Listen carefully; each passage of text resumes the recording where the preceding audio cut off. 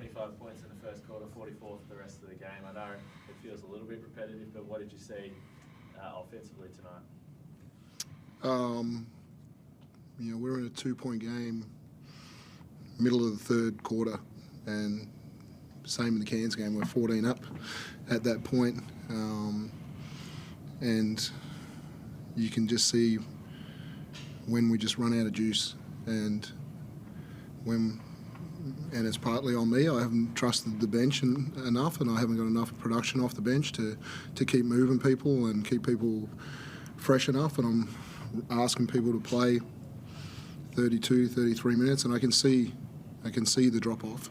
And I wanted to use timeouts strategically tonight to make sure that we could do that. We backed off, who we are defensively a lot to pick up people at halfway and not pressure up the floor and try and take some load out of people. And but once we got to that point where multiple people are tired on the floor, all our execution goes out the window.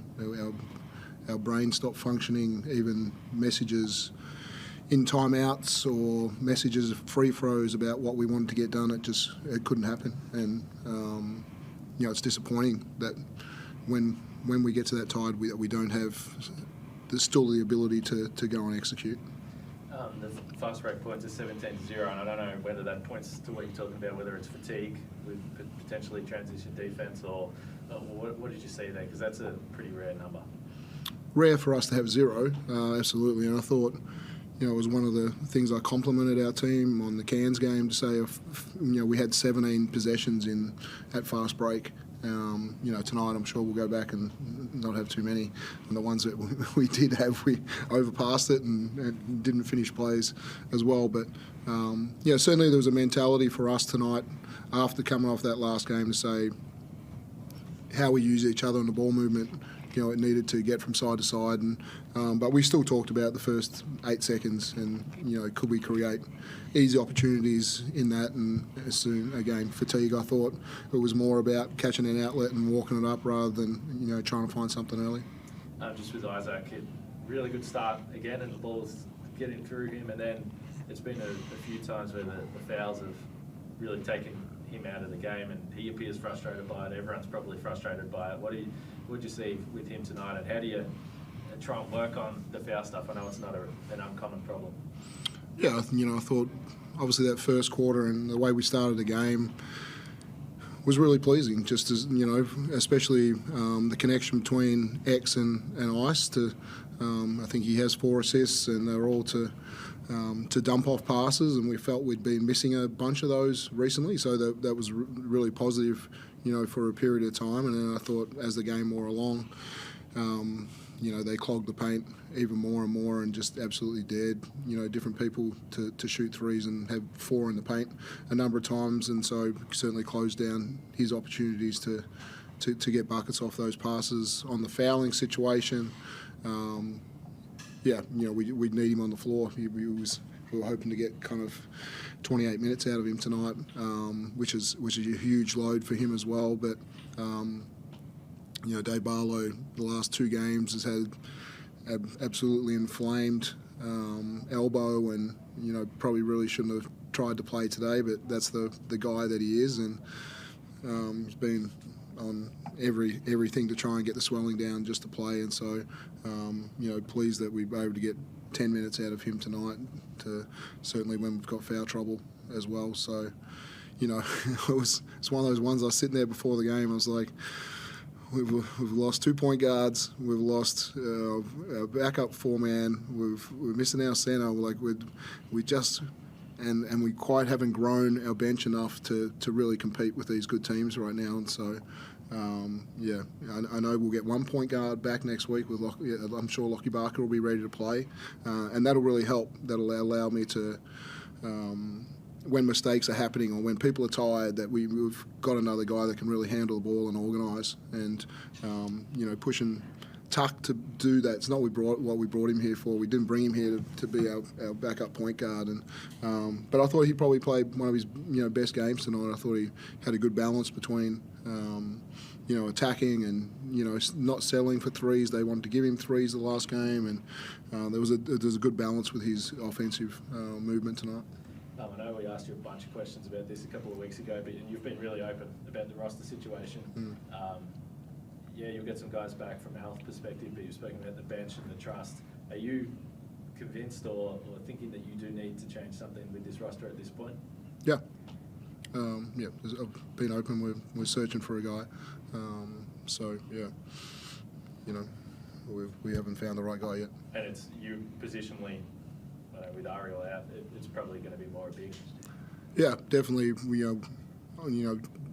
D-Savs, he was one of our shining lights tonight to step in and play 4 and 5 and to guard one of the best players in the league in Cooksey, and I thought he made some of his shots difficult and real growth from him. But yeah, getting Mason Peatling back as well is going to be really important. But yeah, I still think the games that we've won the boards, we've won the game kind of thing, and we just haven't been able to compete in that area or have another threat. Certainly running at the rim and finishing. I thought the shots JC had tonight was like, we were talking in the locker room, it's like, wow, if Jack White had every one of those kind of catches where he caught it and those takes at the rim and just were able to finish it, there were 11 kind of good shots. But he just hasn't been able to finish some of those over the length of people in this league. Dave, I know the wins or the result isn't what you guys want, but for you, really your first sort of season playing on a nightly basis and playing a real role for this team, how have you found it personally, settling into the league? Yeah, I mean, it's been great. It's really exciting that I get to play. I mean, it's been a while. I'm just happy I can showcase, Dino trusts me out on the floor.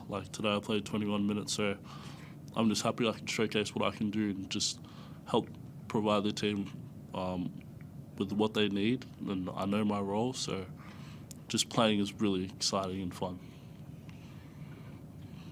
Dean, Rajon ended a bit awkwardly with about 4 or 5 minutes to go. Is he all good? Yeah, I haven't heard anything from the medical staff about him yet. Yep. No one else? Yeah, Barlow obviously was the one, and hopefully we've got a few days before our next game. Hopefully that can kind of really settle down and he can get some good practice in and then get better for the next one. Coach, there was a point at the end of the third quarter, where X brought up the floor and sort of wasn't able to get into a set early. I think he hit maybe 12 on the shot clock, and you quickly turned and put Rajon up to put him in. What kind of messages are you sending to X, and do you think he's receiving as far as getting to that offense as quickly as possible and advancing the ball early and things like that? Yeah, it was. I love the changes that we were able to make early in the game to say that this is what we didn't see in the last game, his ability to make that extra pass and yeah, again, as the game went along there was still some mismatches that I thought he didn't quite see as well. So yeah, just really opening his eyes up to the whole thing. And I think it should be a great growth for him. Those moments at the end, he was tired and he didn't push the basketball where we wanted to, and I thought he needed to just get extra spacing to let the basketball move, where he just kind of kicked it ahead and stood and wanted to come back to him to get to a ball screen. It's not at that time of the game. It's not what we wanted. We wanted to see more movement, more players involved. So, we brought him here for the purpose of really having an impact on the game, and Shaylee as our point guard and him coming in and having a really good impact in obviously shorter minutes, and I think he's got the absolute ability to do that. He's shown that throughout the year that he can have a great impact at both ends of the floor. I hate to keep being repetitive with it, but is there any update on when Shay's back? You mentioned Lockie Barker's coming back next week. Any update on Shay? Yeah, he's got through a great session yesterday and just had a mild symptom after it, and so we didn't work him out again today, but wasn't something that's too concerning. So I think he's going to be, we've got tomorrow off, and I think we're going to be pretty close to starting to see him in some form of contact during this week, and if he gets through that, there's a possible opportunity to play the next game. Says he passed all those final tests that he had to in terms of the protocol, and now it's just a matter of kind of ramping up. Was he still got one more test to go? Yeah, I hope so. It's been 7 weeks or so, so it's been a long time, and but it's something you just can't mess with, right? And so you can take whatever scans and everything, but it's so much symptom based with him, and just how he couldn't deal with light there for a while, and we had him practicing in different venues and stuff, and by himself, and now he's got back, and he was on the scout team for yesterday, and obviously no contact, but he was on the floor, so really good progress. And so again, if there's any concern from medical staff that he's not ready, we'll hold him out, but I hope that he's ready for next game. Obviously, you're not happy with the 2 losses this round, but in terms of a positive that you can take out of these 2 games, do you feel like you've kind of unlocked what Rajon Tucker can be for this team, notwithstanding the fact that you've had to probably play him a bit more of the backup one than you would have liked, but in terms of where he can attack and how he's starting to become effective offensively, are you pretty happy with where he's at now?